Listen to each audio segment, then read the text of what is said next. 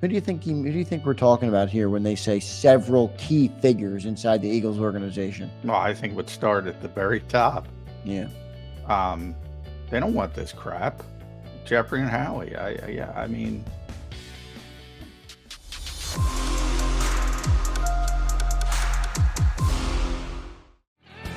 Welcome in, everybody, to Birds 365, a Monday edition, June 17th, here on Birds 365, just 81 days away until Eagles kick off the NFL season, 80 days away until the NFL kicks off their season. Johnny Mac, good Monday to you, sir. How you doing?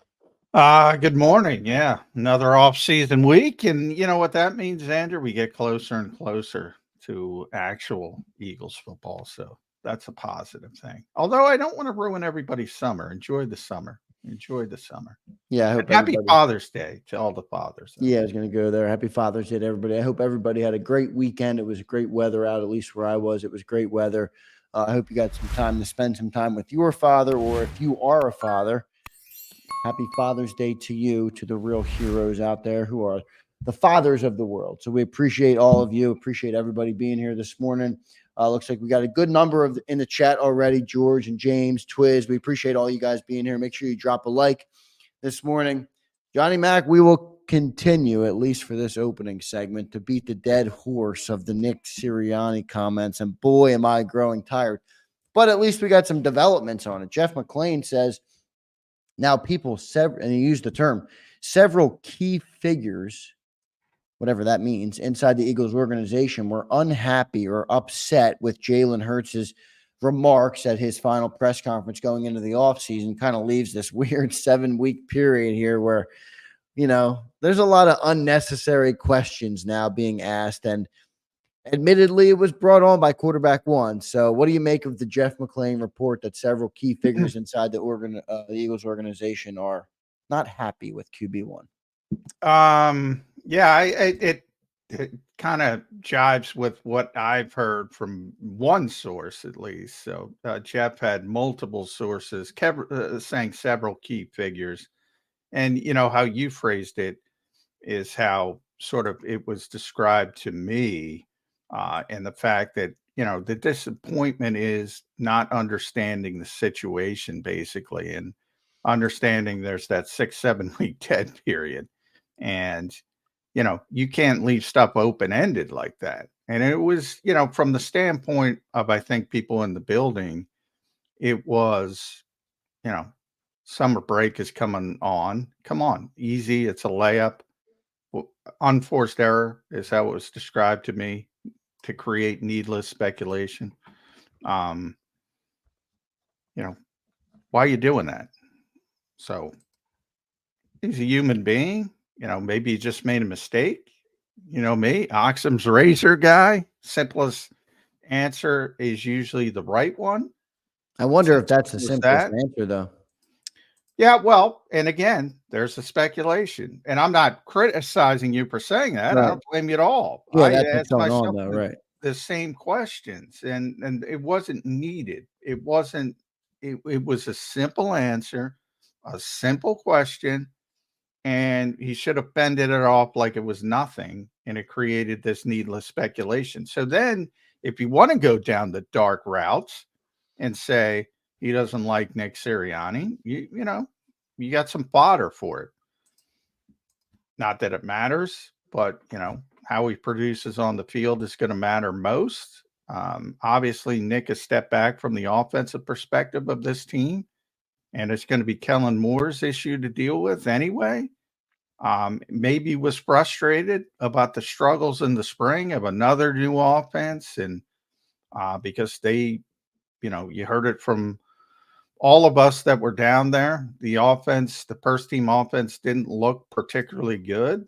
And, you know, when I break it down, AJ looked fine. Devontae looked fine. Dallas looked really good. You know, offensive line wasn't a part of it. Offensive line wasn't a part. Saquon wasn't a part. I mean, they didn't even look at him. It was like he wasn't there. He was a big nothing burger. It's a big nothing burger. Well, no, I'm saying when we say the offense struggled, and you break it down to little points, well, the quarterback struggled.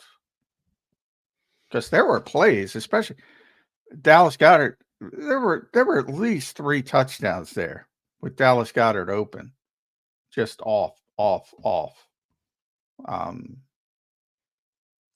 You know, is that Dallas Goedert struggling or the throw struggling? Really shows how much this season is going to come down to the quarterback one, Jalen Hurts. I mean, yeah, well, the sporting cast is obviously very good. It's just a matter of how good. well, yeah, and the supporting cast is only as good as the guy that can deliver them the football. That's the NFL. That's how football works. I mean, you can have the greatest wide receivers on the planet, but if you don't have, a quarterback who's playing good ball and getting them the football, yeah, you're not that's going to be what that good. whomever you think is the best wide receiver in football, and I've been talking about this since the days of Randy Moss. They're at the mercy of the vehicle getting the football at some stage. Yeah, for So, sure. Yeah. no matter how good you are, and you'll probably see it this year with Jefferson getting the largest contract, at least as we stand now, for a non-quarterback in NFL history, deservedly so for his, first number of years in the league. He no longer has Kirk Cousins. So is he going to put up those same numbers? Probably not. Is he going to be a worse player? A bunch of people will say it. Is it the case? Probably not. He doesn't have the same guy throwing them the football. Yeah, a lot hinging this year on quarterback one. John, I do want to move on from this topic, but I do have one other question, and I'll ask you to speculate if you can. Who do you think we're talking about here when they say several key figures inside the Eagles organization? Well, I think it would start at the very top. Yeah. They don't want this crap. Jeffrey and Howie. I mean, why wouldn't you be disappointed? That's how I look at it. I'd be. Yeah, I mean, your highest paid guy in your room, not coaches included, staff included, the highest paid man in the organization technically made the organization look bad with a 7-week layoff. Left a lot of questions to be answered, left a lot of speculation, as you said. Yeah, I mean, I get it. If you're an owner of this team, I wouldn't be happy either. Yeah, and not that it's a big thing, but I mean, it again, if you have 2 avenues there, you can make the layup or miss the layup, and he missed the layup. So obviously, if you boil it down to that, you're going to be disappointed about missing a layup. It's not the end of the world, but I don't think Howie and Jeffrey would be human beings if they weren't disappointed at that particular answer, to be honest. You think they I don't. approach Jalen Hurts about stuff like that? Yeah. Yeah. I'm sure he was talked to about it. I don't mean the PR. I don't mean asking Bob Lang to walk up to him. I'm talking about, do you think that the people that matter in the organization say something to him in that moment? An owner, Jeffrey Lurie, like, hey, Jalen, let's have a conversation about this. I doubt it from the standpoint of,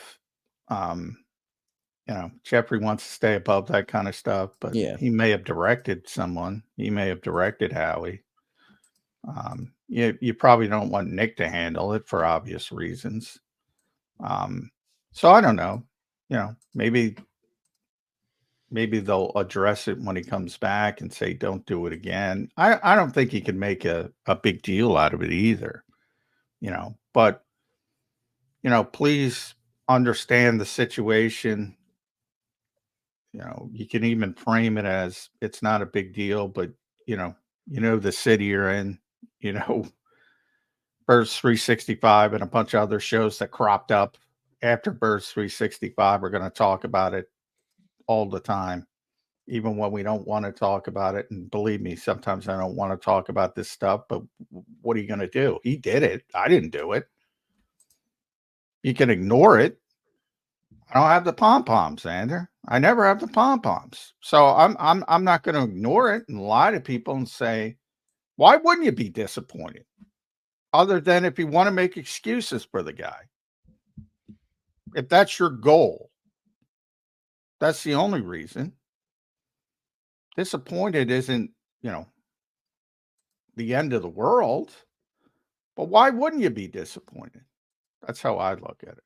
Yep, I agree with that for sure. I'm going to stay on Nick. I want to ask another question about Nick, John, just because I read your article about his political savvy, and I want to introduce to as you've done many times, but I want to introduce to the viewers the other viewpoint on Nick Sirianni, and I think it's actually a good one. And I'm somebody that's been beaten down on Nick Sirianni. I am not a big Nick Sirianni guy. I've been open about that, but I do think that there is a good premise there. Before I do that, let me bring up James Carver, who gives us 1999 super chat. James, thank you, man. Starting the week off strong on this offseason. We appreciate you as always for being here. Think Hertz correctly saw premise of first setup and link to second, i.e. Nick is open to changing entire O and it set up a no-win answer. His O and roll second needed entire change. Or two, Jalen want to suggest all fell on Nick Sirianni. Yeah, I mean, that's fair. That's fair comment there, James Carver. John, you have any comment or response there to James? Well, Jalen's the one who said it was 95% different. So he brought that up himself. And he wanted that out there. As far as looking back and placing blame on last season on Nick Sirianni, no, I don't think it was about that. I mean, I think, players generally are forward thinking. They're not thinking about the past that much. I think it was more about the struggles in the moment and trying to explain the struggles in the moment, trying to explain they're changing to a new offense and there's going to be some hiccups and all that stuff because, everybody thinks this is the greatest offense in the history of football. Those are the expectations, the talent, and Saquon only added to that. And, a bunch of nobodies on defense that's supposed to be the worst defense in the world coming in with a bunch of rookies and young players are dominating them in 7-on-7s. What's going on here? I think it was about trying to explain that more than anything that happened last year. Yeah, maybe Jalen's all right with the fallout of this because it certainly took a lot of the talk and the notice off of what the offense did and a lot onto the head coach, Nick Sirianni. But James, thanks for the super chat, man. We appreciate it. John, good breakdown there. Thanks for sharing that with us. John, I want to bring up the article about the political savvy. Is there a chance that everybody, and me included, not so much you, because you wrote the article and you gave me the new point of view, but that many people are seeing this completely wrong on Nick Sirianni? Was this, I don't want to say masterful, but was it a good move for him to relinquish his reins of the offense as a big picture thing? I want everybody to think for a second. Think about if you were the head coach of this football team. I don't want you to comment on, think about if you were the head coach and you were trying to get your team back to where it went. If this team has success, I mean, Nick Sirianni's in a great position. If it fails, he's gone, but he would have been gone anyway if it failed, whether he was calling the plays or he wasn't. So you wrote a column about the political savvy of him and him kind of being willing to bring in Kellen Moore as his decision to get rid of the offense. Just comment on that for me and elaborate on what you mean by the political savvy of Nick and how it might really turn in his favor. Well, I think you have to understand the situation he was in. And when you have these exit meetings with Jeffrey Lurie, so, he came in, we can go back to Doug Peterson as an example. You can handle it one of two ways. Look at my resume. Look at the larger picture. I want to double down. I want to keep my guys. I want to keep Brian Johnson. I want to keep Alex Tanney. Got to keep most of his other offensive coaches anyway. And if you go in there with that approach to Jeffrey Lurie's going to do what he did to Doug Peterson and say, well, either you back down and do this or you're fired. So that to me was the situation Nick Sirianni was in. And he understood that, and he made the best of that particular situation. The reason I wrote this is because on 2 occasions last week, I heard the term demotion used to describe what's going on with Nick Sirianni. Yeah, right here on this show. Many of a couple of the guests we had on. Yep. Yeah, exactly. And, as I wrote, the nameplate still says head coach. The checks haven't been docked. So So why was he demoted? And the answer that people, and I get it, people are hyper focused on X's and O's when it comes to football, and they think that's a demotion. It's not a demotion from the standpoint of, when Jeffrey hands off the 53-man roster, everything football related is still Nick Sirianni. And by taking control of that route that was going to happen anyway, he was able to hire his own coaches. You got it from Bobby King. I know nobody believes this, but he hires his own coaches. He hired Kellen Moore. And from that standpoint, don't get me wrong, I fully believe, and I will never not believe, that Nick Sirianni wanted to give up his offense, but he was forced to. So instead of being forced literally, he took control and said, this is happening anyway. So how can I best manipulate the situation to keep himself in the best position possible? And,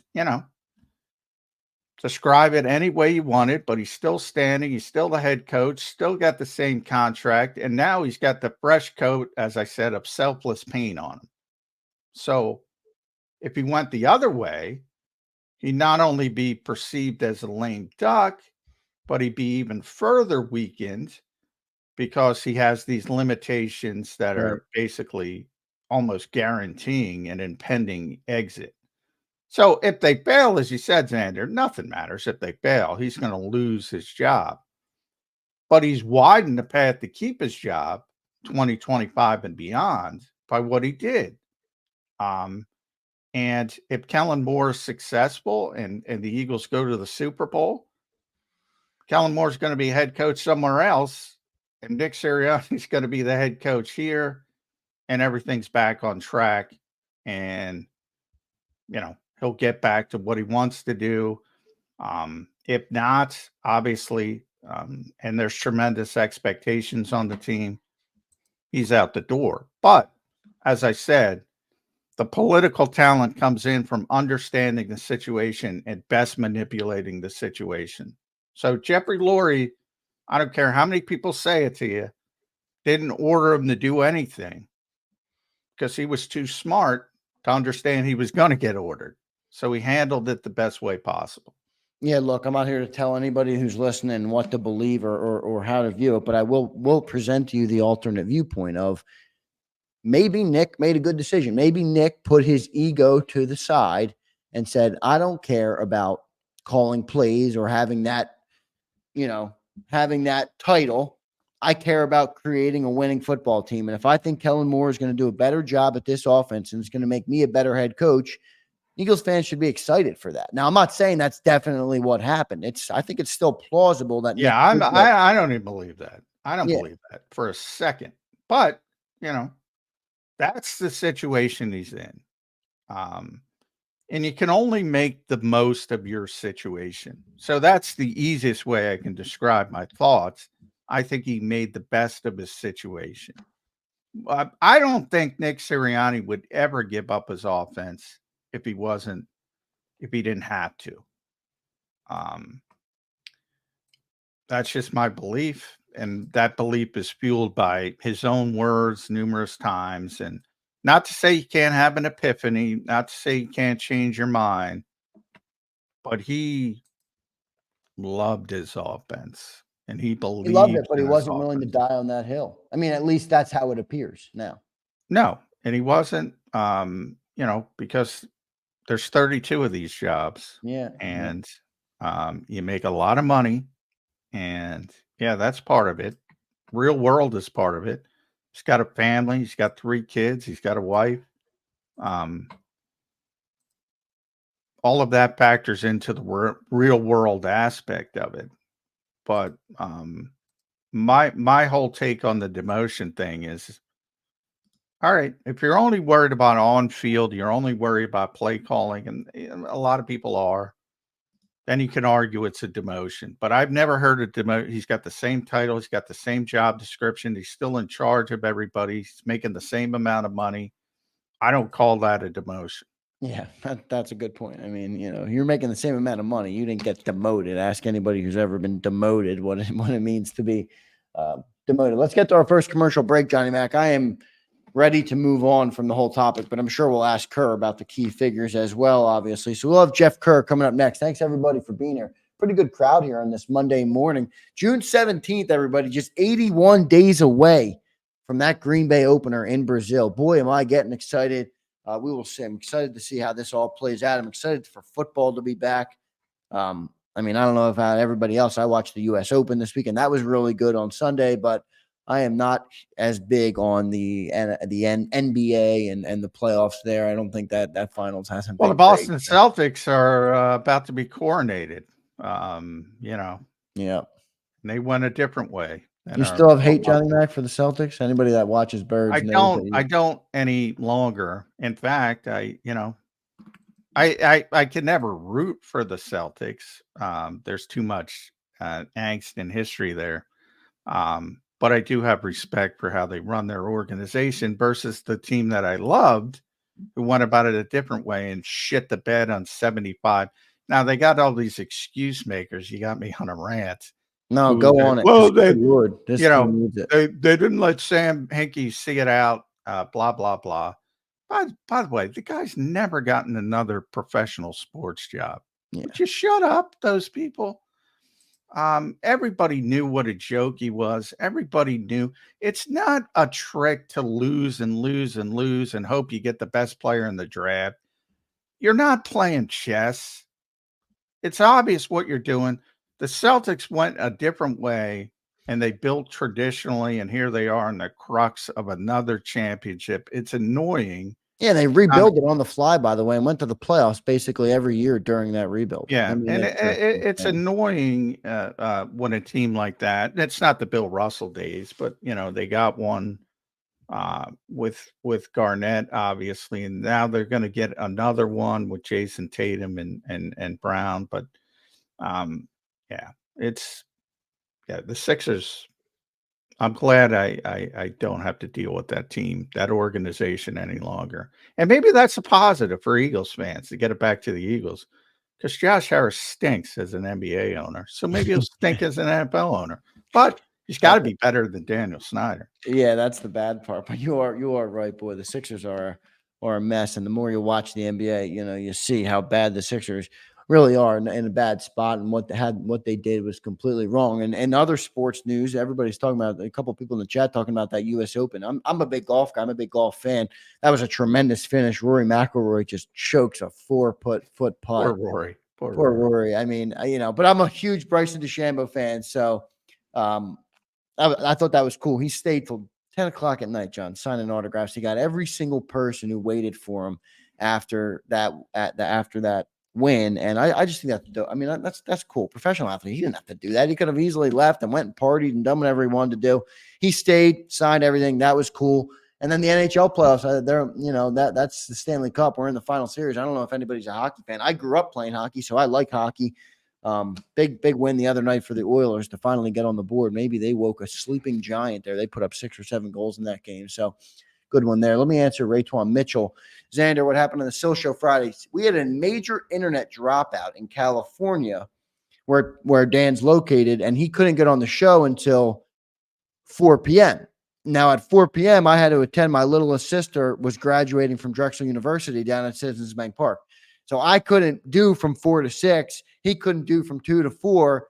And ultimately, it was really just a bad setup. So we had to move. We had to cancel the show, which was unfortunate. But he will be back on today at 2 p.m. So make sure you're there, Raytwan. We will see you in the chat, hopefully for Sills this afternoon. And if you can't make it, catch the replay. So we appreciate that. Thanks, everybody, for tuning in this morning. We had a good crowd, like I mentioned. Stay tuned. We'll be right back. Hoping to hear from Jeff Kerr. I haven't seen him check in yet. He does have the link, so we're hoping to hear from him. If not, I have some good topics to run by Johnny Mac. So drop a like on the show, everybody. Stay tuned. Birds 365 will be right back. If you missed any of today's show on the JAKIB Media channel, listen to the podcast on your way home. Available on YouTube, Apple, and Spotify.